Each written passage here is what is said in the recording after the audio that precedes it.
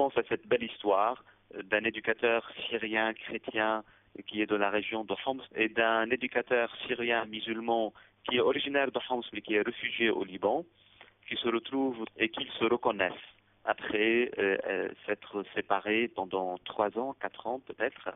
Donc ils se reconnaissent du même quartier. Et ce qui était beau, c'est qu'au début, chacun regardait l'autre comme étant d'une certaine manière responsable de son malheur.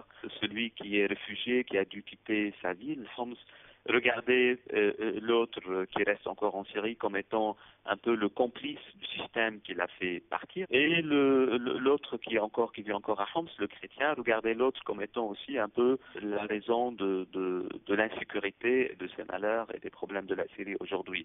Mais après avoir vécu 5 jours ensemble, finalement, cette histoire s'est transformée en une histoire d'amitié, de liens très profonds, et que ça a permis à chacun de réaliser que ni l'un ni l'autre sont responsables de leurs malheurs respectifs, mais que tous les deux peuvent travailler pour la paix, pour la Syrie, tout en ayant des points de vue différents, politiques, et tout en ayant aussi des convictions religieuses différentes. Malgré le climat très très sombre, la violence qui a atteint des niveaux incroyables, on reste chaque jour en fait ouvert à ces petites fenêtres d'espérance grâce à ces histoires personnelles où des personnes se sacrifient de leur temps ou se sacrifient même pour la paix et pour préserver ces relations positives entre des communautés différentes, des personnes appartenant à des communautés religieuses différentes ou culturelles ou ethniques ou des points de vue politiques différents. C'est un message d'espoir pour nous, ce qui nous fait continuer à travailler et à servir la cause de la paix dans un contexte si difficile.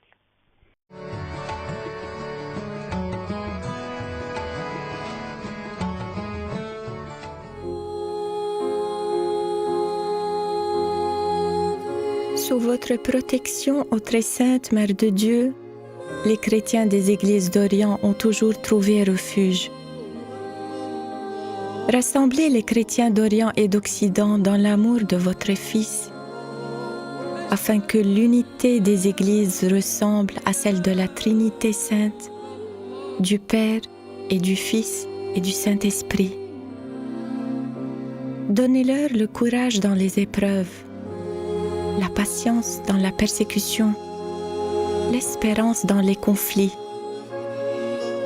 Ô vous, vraies filles d'Abraham, faites que les fidèles des 3 religions, juives, chrétiennes et musulmanes, se traitent fraternellement en fils et filles du même Père, qui recherchent la paix en cette terre où parut le Prince de la paix. Dans la fidélité à l'Église et à sa mission, inspirez aux frères d'Occident la gratitude envers leurs frères d'Orient et à tous la charité qui fait vivre et croire au salut que le Père offre à tous les hommes. Ô Vierge, comblée de grâce et de bénédiction, intercédez pour nous.